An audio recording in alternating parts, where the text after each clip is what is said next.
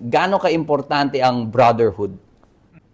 Sa tingin ko, isa dapat sa gawin mong priority yun eh, na makahanap ka ng maayos na brothers.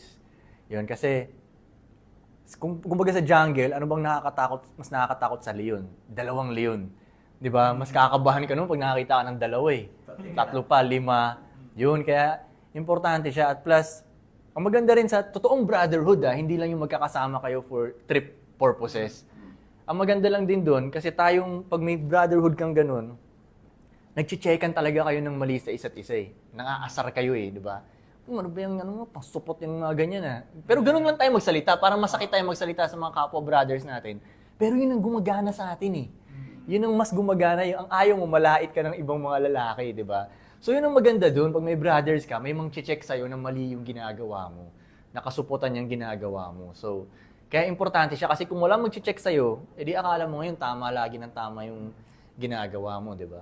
Kaya, for example, sa mundo ng mga babae, mas konti ang nag-check sa kanila eh.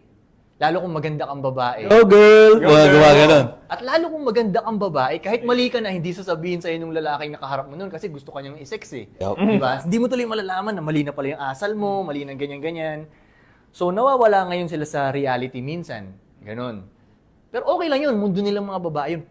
Pwedeng mawala sila sa reality, makakasurvive pa rin sila nun. Pero as a lalaki, pag nawala ka na sa reality, ang hirap nun. Diba? Ang hirap nun.